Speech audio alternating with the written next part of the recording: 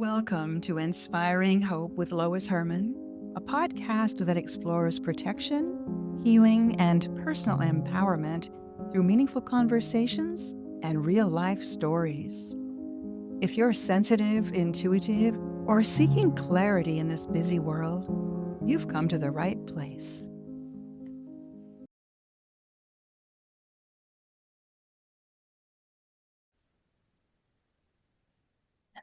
Hello, everyone, and welcome to Inspiring Hope.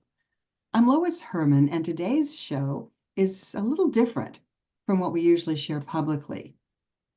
For nearly 6 years, since August of 2020, I've been facilitating weekly warrior team journeys behind the scenes to assist humanity, support spiritual rescue work, and clear controlling energies, helping to restore light where it's welcomed.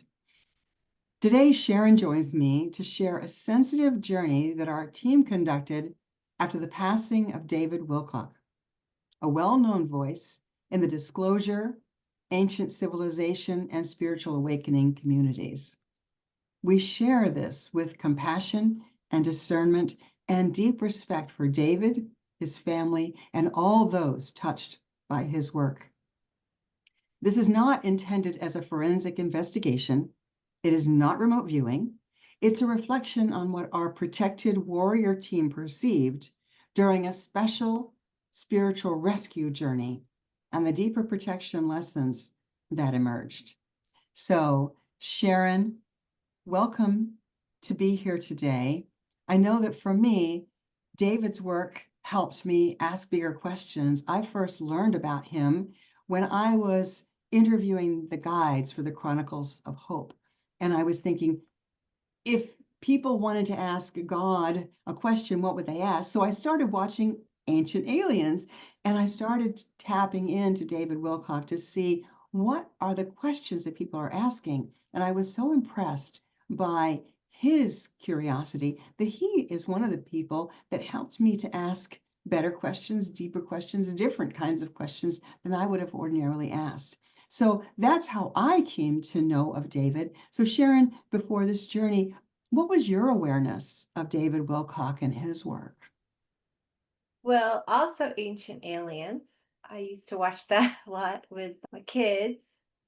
And over the years, just kind of periodically, he wasn't the only spiritual one that I was curious about. So there's many, but he was definitely very interesting. He had so much knowledge, fascinating for me. Mm-hmm. Mhm. And so when we decided to do the journey, we've been hearing so much about what happened, the details about his death, and all of these different discussions going on. So because of the type of work that we do, we set out to rescue David. Some of us had gotten insight that he needed help. So our warrior team always begins with protection, and we set sacred space. We called in divine assistance. We check each other's energy before we start, and we make sure that the field is clear before proceeding. And this is foundational to everything that we do. And even today, before starting here, we set sacred space with the intention that those that need to hear what we have to share will pick up on this and will hear it. So Sharon, can you explain what it feels like when we set sacred space before a journey and why that matters to you? Well, for instance, we did it before this interview, and it's an interesting process for me because when we first go into a journey, I'm just feeling just like everyday, regular, wondering what we're going to come up with. But then when we do sacred space, something about it really relaxes me, almost like when you go into meditation or you go out into nature and you just kind of go, it's the most wonderful feeling. And you just feel like your guides are around you and everything's going to be fine and there won't be any interference that is negative Mhm. for me. How it Yeah, feels. I agree.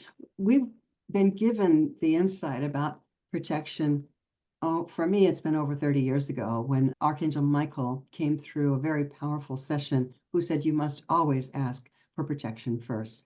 So we've made that a habit, a practice. And we also want to make a clear distinction that the work we do is not remote viewing. We are not simply looking from a distance to see what happened. Our work is protected spiritual rescue. We create this sacred space, we ask permission and communicate directly with the soul or spirit who welcomes assistance and proceed only with validation from more than one source. So in our team, some members are there as protectors. They're calling, setting the alarm if something comes in that might be of a controlling nature. They watch the energetic field and alert us if anything changes. Others serve as communicators and co-communicators, receiving information and validating what comes through for and with each other. Even though their eyes are closed, I or others like me serve as navigators, asking the questions, guiding the process. And I'm able to see that, say, Sharon sees or senses something, someone else in the group will be nodding in validation. So this is never a one-person speculation. This is a team approach where we are validating and confirming with one another. So Sharon, as one of the main communicators, how do you know when something is coming through clearly, and how does the team validation support that for you? Well, I ask my guides if something comes through, like an image or maybe a letter or a word comes through, then I ask and I discern, is this good? Does this feel good in my heart? Does it feel right to my whole body? How does it react? And if it reacts negatively, sometimes I'll get a chill, maybe that means it's not a good thing. Sometimes I'll get a pain in a part of my body. That means that it's not a good thing, or it's not the soul we're trying to communicate with. Mhm. And other times members in our team will say, okay, do the triple step check Yeah. and make sure. Did you make sure? And then I'll do the triple step check again, which is check their eyes. How do they feel? What is your sense? How do they feel towards you as the communicator or your team when they come in?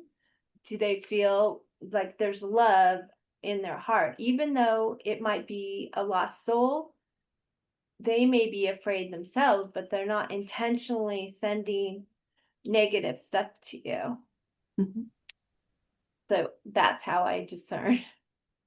And having someone else there to validate with you, Yeah. isn't that empowering? Because Yes. therefore And it's they'll like, shake their head or go, yes, I saw that too. Or, mhm, yeah. yeah. So one of the first things that came through in this journey that was deeply moving, and actually it was Sharon, that you received a message, thank you for finding me. And that set the tone for the journey. It wasn't about judgment, it was about assistance. So Sharon, when you received that, thank you for finding me, what did you feel from David? Well, and what's so interesting about that is usually I don't remember the session till somebody asks me, like you asked me that question. Yeah. I go, oh, yeah, that's right. And then what I was feeling was this ache for gratefulness, for thanking, worry, concern. I need help. And you found me. Mhm. Like being rescued. If you're in a really difficult place and some loving arms come and say, here we are. Mhm. That's what I felt from this soul. And really, we're not presenting these perceptions that we're going to tell you as courtroom evidence or public accusation. We're sharing what our team perceived spiritually during this protected rescue session. So we perceived darkness or shadow around him, and there was definitely controlling influence. What we discovered was that because he has been public for many years, he has had devices in him. We identified numerous devices. We won't go into the details of them, but he had numerous devices in him since he was in his early 30s. So for 20 years, he has been battling these devices. Now, the devices are placed by the controlling extraterrestrials or whomever, and there were factions around him that were controlling him to keep him from doing what he was doing. Most of the time, they do not intend to kill. They intend to lower the vibrational frequency and to keep them from continuing. So with David and others like him, his vibrational frequency was so high that he was selected like a shining globe. They sensed his frequency and they threw things in him, put things in him to dim his light, and somewhere in his brain to create confusion, somewhere in his heart that would create sadness and despair. So he had multiple different devices.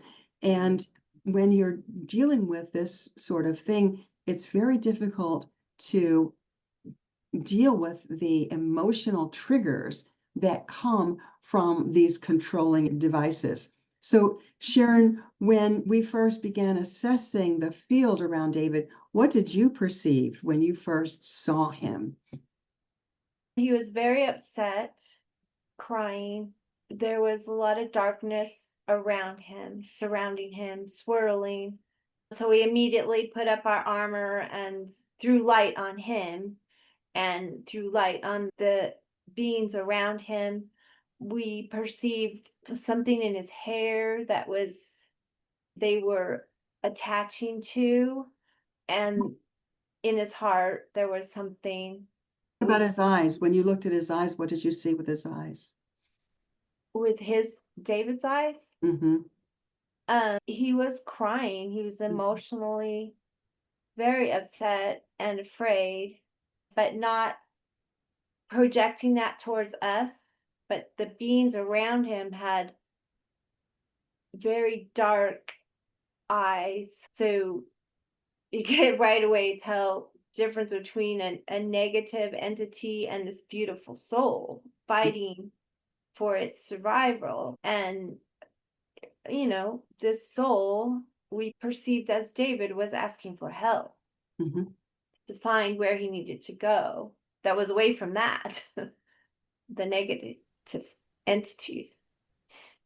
And he actually said that these devices caused him to do this. So Yeah, that he's yeah. definitely, he was earthbound and he could not take the pressure in his heart any longer. He couldn't Yeah. take it any longer, is one of the things that he said. And realize that, over the years, many people refer to these interfering energies as demons and nasties, regressive ETs, negative entities, dark forces. Yeah. We prefer to look beyond the label and ask, does this being honor free will, or does it seek to control? We actually identified the beings that were controlling David. We won't go into detail about that. We work with the archangels and the positive, the ETs that are supporting the free will of humanity. They are the ones that ended up clearing the energy around David. Again, we are the shipping department. We are part of a team, a bigger, much bigger team. So positive beings like Archangel Michael of the Light, they assist when asked. They guide, support, protect, empower, and they never interfere with humanity's free will. Controlling beings are commanded. They manipulate, they isolate, they distort, and they seek influence for self-serving purposes. So that's one of the clearest distinctions we've learned: service to others versus service to self. And David is one of many types of people that we've had that have had a fascination for extraterrestrials, which is one level of awareness. However, without discernment, there's positive and negative in everything. And if you're not careful, you will attract to you the controlling ones. And that is exactly what happened to him. And once they get their hooks in you, as it were, it's very difficult to eradicate it on your own. So, Sharon, from your experience in these journeys, how do you sense the difference between a being of the light and an energy that seeks to control or to disempower a human? Well, a being of the light sends love out, sends please help out. A a dark a being or a negative being, there's almost like there's no feeling. They have no, you can't sense anything about them. You can't sense if they're kind. You can't sense if they hate you or dislike you. It's it's almost like they're nothing. They're just a nothing. And for me, that means that there's something behind that wall that's not good. Mm-hmm. So that's what we do as a team. We ask it questions. What are you doing? Mm-hmm. Why are you doing this? Mm-hmm. And the light being, the beautiful soul, you can feel the light coming from their soul Mm-hmm. and reaching for assistance or sending love, asking for help. Mm-hmm. And so one of the most important moments in the journey came when we asked David what would he advise people to do, what he wished he had done differently. And what came through was simple and profound. Not to trust everything, use discernment, use protection. So Sharon, when the words discernment and protection came through with David, how did that feel? Well, that was very validating Mm-hmm. because I think that people, humans that are in the limelight like that, Mm-hmm. maybe they forget a little bit that they need protection. Mm-hmm. And being where he was at that time, he realized he needed to do, he should have done a little bit more, Mm-hmm. been more proactive, maybe not just accepted that he was protected just because of who he is, Mm-hmm. which sometimes I think spiritual people do. Mm-hmm. They don't realize they need help, they need assistance Mm-hmm. all the time, every day, every night.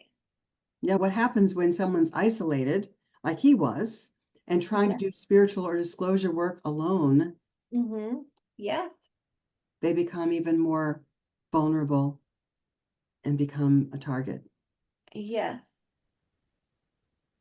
So Sharon's joining me today talking about the journey that we did to rescue the spirit of David Wilcock. She was one of the communicators in the journey. There were several other skilled members of our warrior team who were also present, and some served as protectors, watching the energy field. Others were co-communicators, validating the information, and they chose to remain private at this time, and that's fine. We honor that.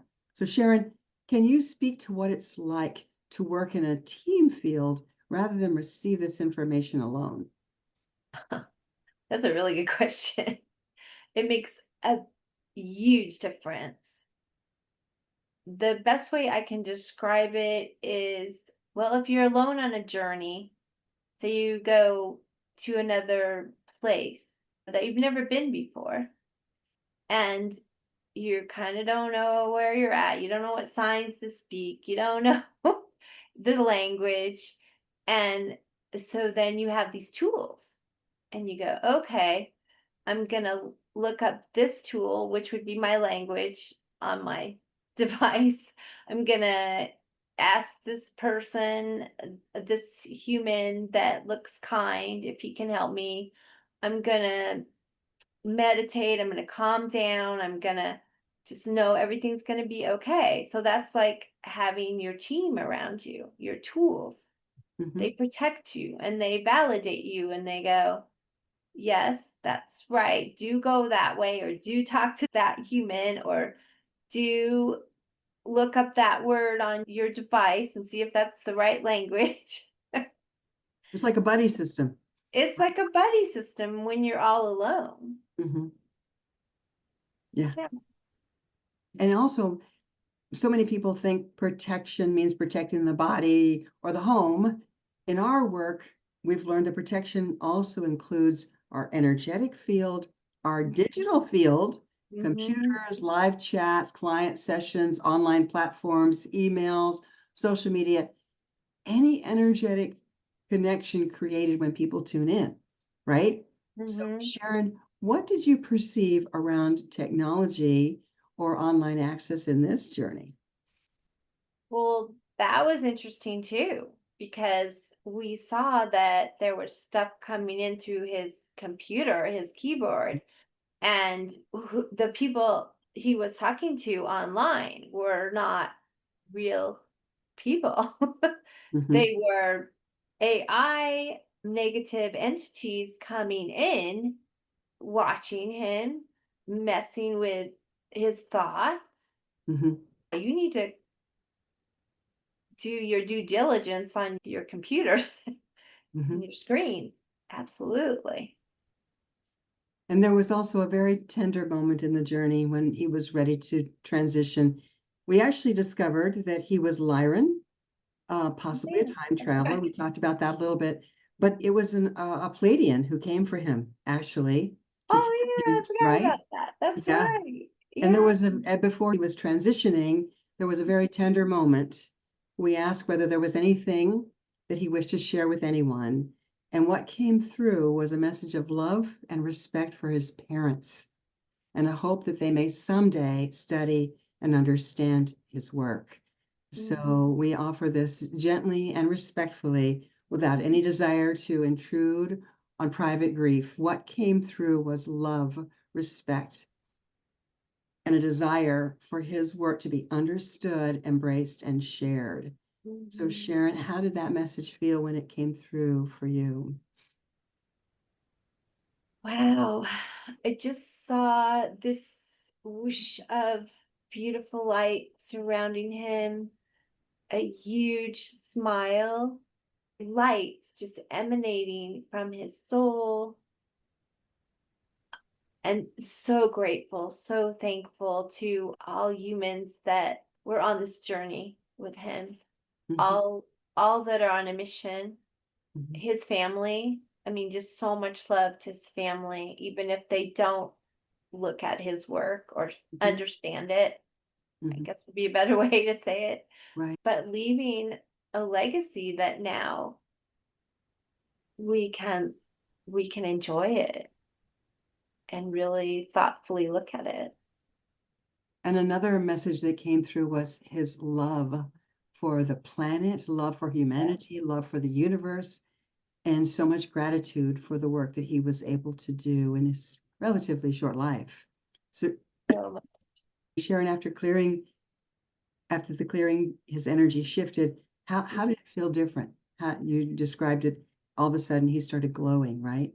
Well, I was just gonna say, I mean, it was so different from when we first found him.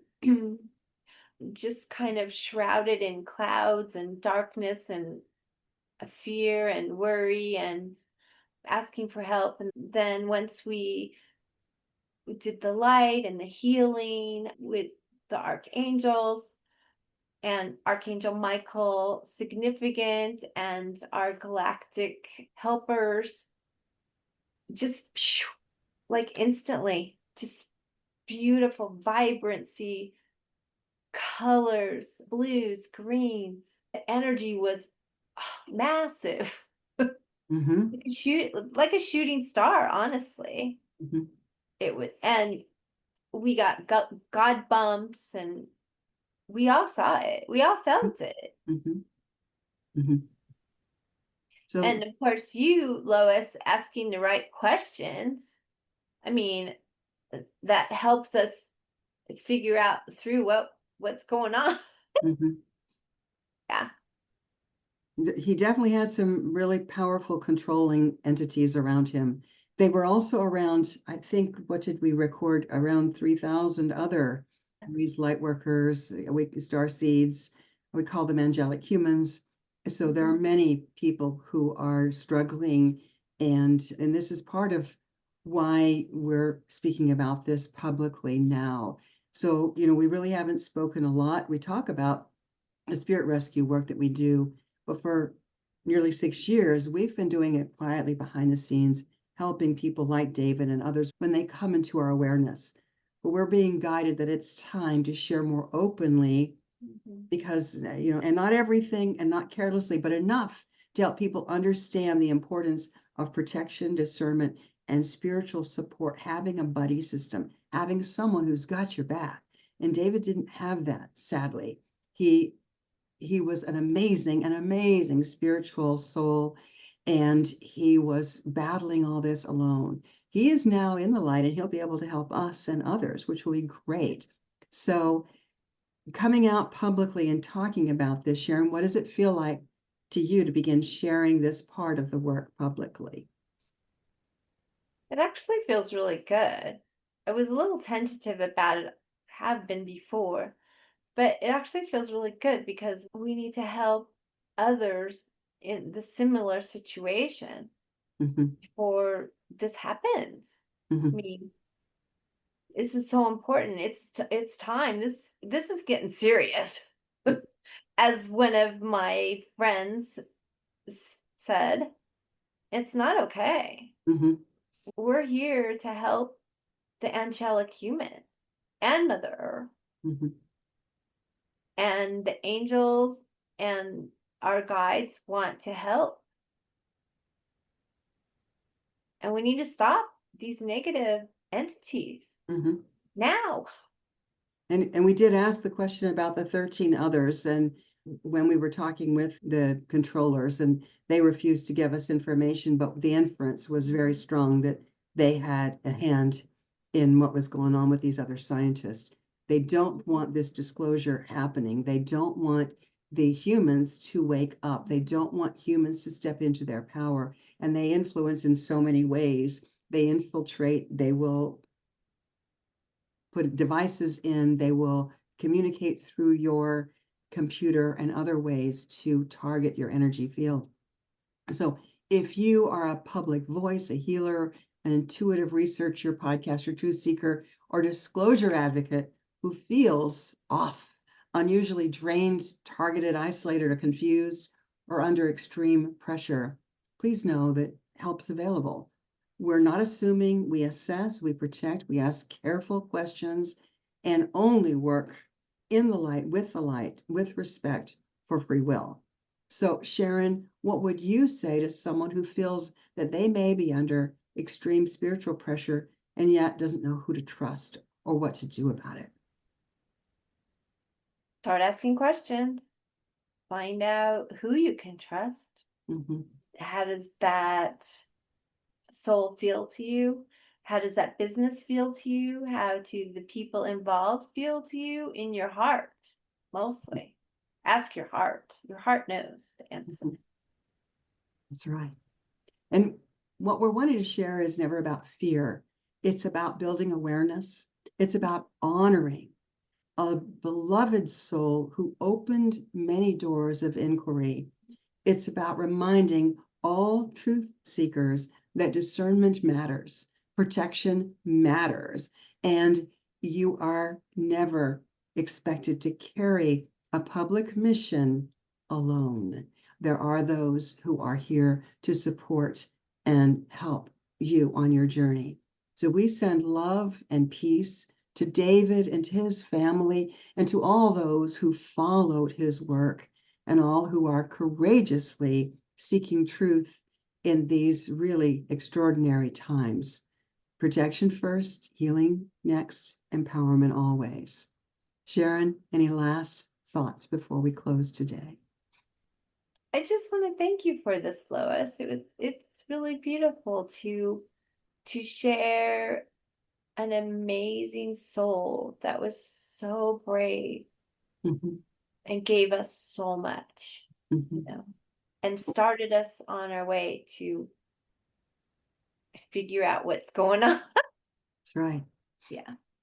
And you can find us at loishermann.com. We are a team, Lois Hermann and Associates. I could never do this work alone anymore. We always work as a team, and I value and respect and honor my teammates. So if you have any questions, we offer free consultations and are able to help anyone across the world. We do everything via Zoom. Reach out. We're here to help this planet to survive and to thrive through this period. So we often say every day, look up, stay positive, and be the light in someone's day. God bless each and every one of you. Thank you, Sharon.